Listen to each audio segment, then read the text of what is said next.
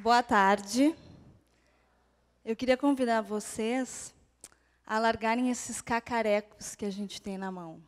Celular, bloquinho que ganhou do TED, bolsa. Dá uma aliviada aí nessas coisas. Convidar vocês também para fechar os olhos um pouquinho. Será que a gente consegue sentir esse espaço sem o sentido da visão?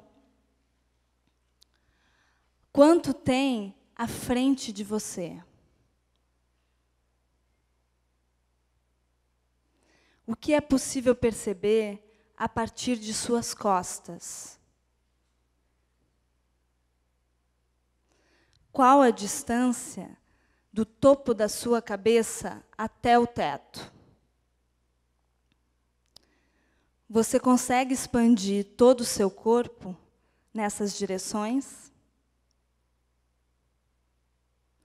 Sem fazer nada com isso, vou convidar vocês de novo a abrirem os olhos e apenas a perceber os materiais desse espaço. Como é a parede que está atrás de mim? O piso dessa sala? O teto de concreto? A cadeira de tecido? O que é possível sentir com esses materiais? Como eles interferem no seu corpo? Também quero que a gente perceba que esse espaço tem uma hierarquia bem clara. Vocês estão de costas uns para os outros e de frente para esse palco. Há aqui, então, um arranjo espacial. Há um arranjo espacial e ele toca o seu corpo. O que é possível pensar desde aí? O que é possível pensar nesse auditório, nos corredores da UERJ, nas suas rampas, nas suas salas de aula? Eu pergunto isso porque o espaço tem um poder. Ele atua diretamente nos nossos corpos. Ele interfere no como as coisas acontecem e ajuda a ser o que somos e a fazer o que fazemos.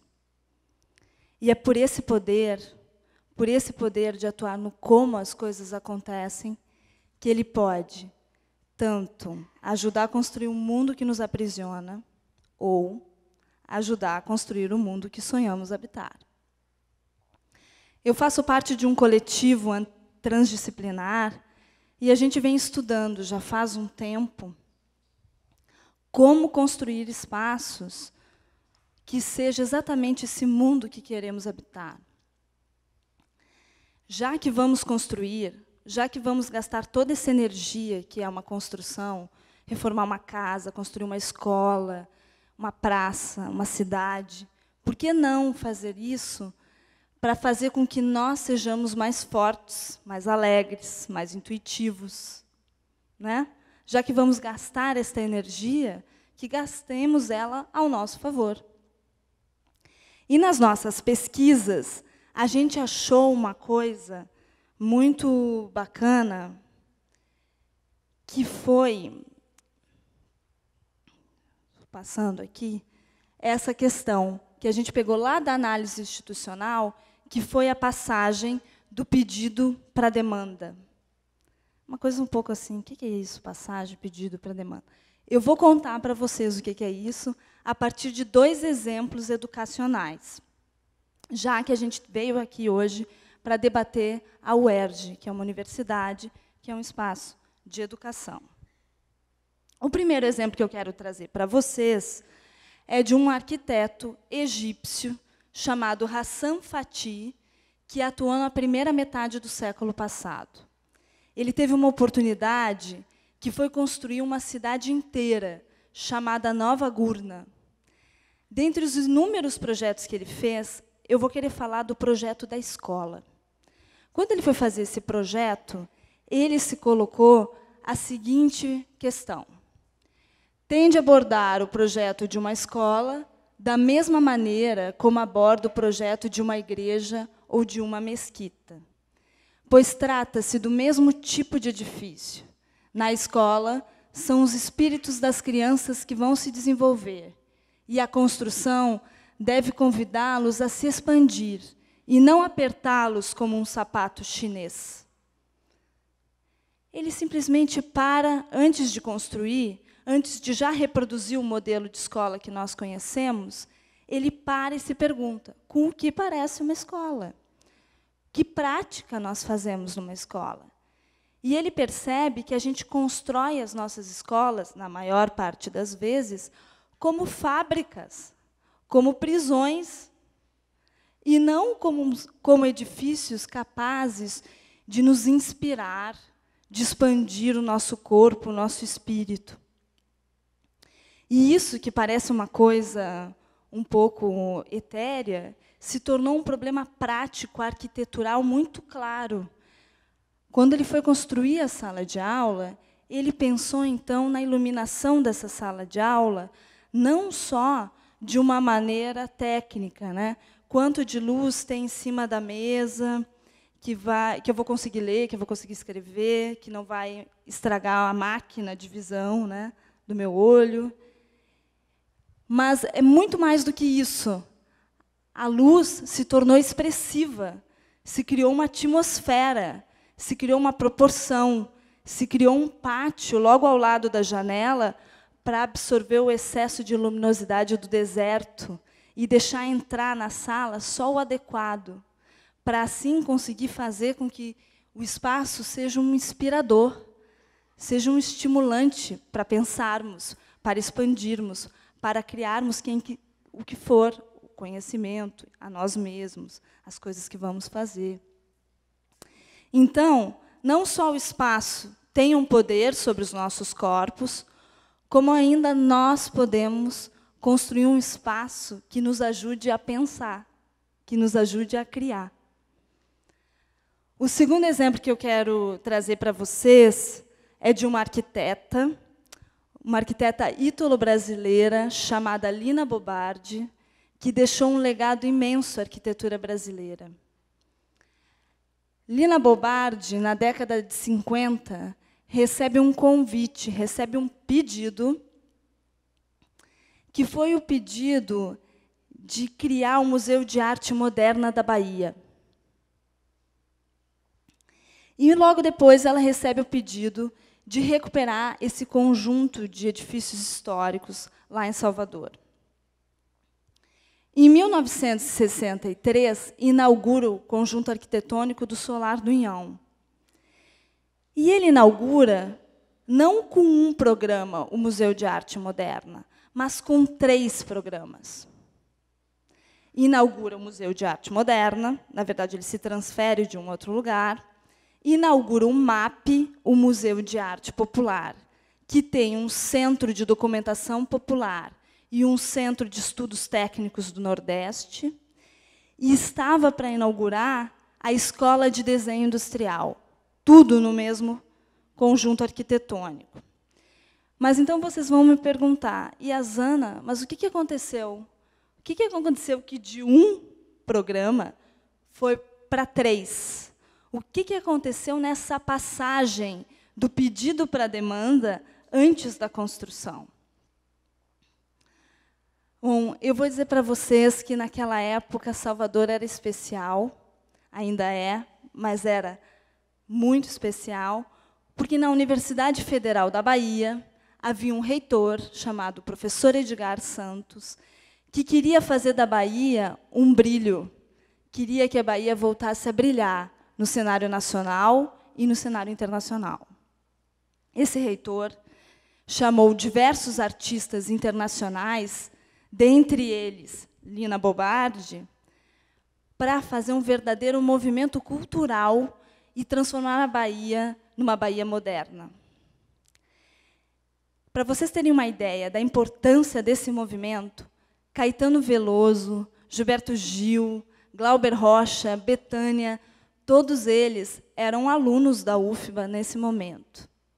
E todos eles dizem que esse movimento foi crucial para suas carreiras. Lina Bobardi, então, não faz um museu só para guardar obras e fazer exposições, mas faz um museu capaz de criar um movimento cultural de uma Bahia moderna. mas ela era muito ousada. Ela ainda quereria muito mais. Ela queria que esse conjunto de edifícios, não tão grandes, nem tão singelos, mas que eles fossem também capazes de ajudar a criar um Brasil moderno, de ajudar a criar um Brasil moderno e autônomo. Mas o que é isso? O que é criar um Brasil moderno e autônomo? Lina Bobardi era muito próxima, nessa época, de Darcy Ribeiro, que, como vocês sabem, fez uma pesquisa antropológica muito grande, de grande importância, sobre o povo brasileiro, onde ele publicou esse livro, que tem esse nome, O Povo Brasileiro, e há também uma série de vídeos no YouTube sobre esse mesmo trabalho, sobre esse mesmo nome. É muito bonito ver os vídeos e ver Darcy Ribeiro falando da potência que somos, da força cultural e expressiva que somos. Lina Bobardi dizia: não é qualquer lugar que tem uma cultura forte como essa. Não é qualquer lugar que é herdeiro direto de grandes sedimentações. Havia, então, naquela época, nesse conjunto de intelectuais, artistas, estudantes, reitores, arquitetos e muito mais, uma vontade de olhar para nós mesmos e descobrir a nossa potência. Lina dizia: o balanço da civilização brasileira popular é necessário, mesmo se pobre à luz da alta cultura. Este balanço não é o balanço do folclore, sempre paternalisticamente amparado pela cultura elevada. É o balanço visto do outro lado, o balanço participante. É o Aleijadinho e a cultura brasileira antes da missão francesa, é o nordestino do couro e das latas vazias, é o habitante das vilas, é o negro, é o índio. É uma massa que inventa, que traz uma contribuição indigesta, seca e dura de digerir. E ela não só cria tudo isso, ela vai fazer o que ela propõe. Essa é a escada do casarão principal do Solar do Inhão. O encaixe desse degrau é o mesmo encaixe do carro de boi. Essa escada é, ao mesmo tempo, arrojada, moderna e nordestina, sertaneja, seca, necessária. É por essas escadas que nós circularíamos. É por essas escadas que o Brasil poderia se afirmar moderno. Não só a escada, mas os objetos com que a gente come, a roupa com que a gente veste, a praça que a gente habita, a escola que a gente estuda. Tudo isso poderia ser, ao mesmo tempo, moderno, ao mesmo tempo próprio, ao mesmo tempo vindo da força da cultura popular brasileira, que não é pouca coisa. Eles conseguem, então, fazer, nesse momento, muita coisa. Esse projeto ele acabou com a ditadura, infelizmente. Mas eles conseguiram, nesse tempo, muita coisa. Eles conseguiram, em primeiro lugar, e eu acho que tem muito a ver conosco hoje, é fazer uma universidade viva. Fazer uma universidade onde a gente cria as coisas, possa criar, possa inventar artistas que não existiam, grandes artistas. Possa fazer da universidade um lugar pulsante, que não só criaria ela mesma, mas criaria Salvador, criaria Bahia, criaria o Brasil, um mundo moderno e, ao mesmo tempo, singular. Universal e singular, ao mesmo tempo, né? E a segunda coisa que esse exemplo nos mostra é que não só o espaço atua no nosso corpo, não só ele pode ser feito para que possamos pensar e expandir, mas ele pode ainda ser um meio para alcançar certos resultados coletivos. Ele pode estar no coração de um agenciamento ainda maior, que possa transformar ainda mais coisas, como é esse caso. O que eu quero, então, dizer para vocês, com esses dois exemplos maravilhosos, é que a arquitetura, é que o espaço construído não só nos abriga da chuva, do vento, do sol, e nem só também organiza o nosso cotidiano. Aqui a gente lava a louça, aqui a gente dorme, aqui a gente estuda, mas ele é uma grande oportunidade. É uma grande oportunidade para nós mesmos pensar que modo nós habitamos a Terra. De que modo nós habitamos a Terra. E nós fazermos uma passagem para o mundo que queremos habitar. Né? Construir essa passagem. Essa pergunta ela está sempre em qualquer espaço. A gente pode fingir que ela não existe, ou a gente pode se apropriar dela. O problema é que, quando a gente finge que ela não existe, o que a gente faz? A gente reproduz os modelos, acaba com as diferenças e acaba nos enfraquecendo com isso. Mas, se a gente assume essas perguntas para a gente, se a gente faz delas o nosso caminho, aí pode ser diferente. Aí, ao invés de eliminar a diferença, nós criaremos diferenças. Mas não só afirmaremos a diferença que somos, criaremos ainda outras, ainda maiores, coisas que não imaginamos que podemos ser. Aí sim, os territórios podem servir para potencializar a vida, para potencializar a nossa vida. E eu vou convidar vocês, de novo, a fecharem um pouquinho os olhos e a deixar reverberar nos seus corpos tudo isso. Fazer com que a Bahia da década de 50 possa estar aqui, possa estar ocupando a UERJ, agora, de maneira contemporânea, agora, no Rio de Janeiro. E eu devolvo a pergunta tão bonita desse TED, né, o que nos faz universidade, eu devolvo-a ampliando. O que nos faz universidade no Rio que queremos habitar? O que nos faz universidade no Rio de Janeiro que sonhamos, que queremos construir?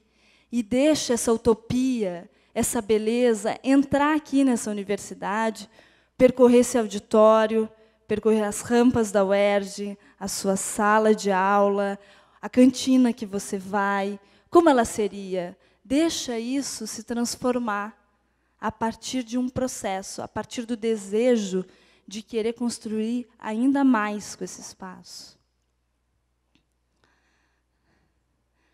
A gente pode construir isso. E ainda mais que Lina Bobardi e Hassan Fathy, nós podemos hoje construir isso de modo participativo, colaborativo, ou com co-design, como as pessoas gostam de dizer. É só nós toparmos e querer. E vamos nessa juntos. Certo? Obrigada.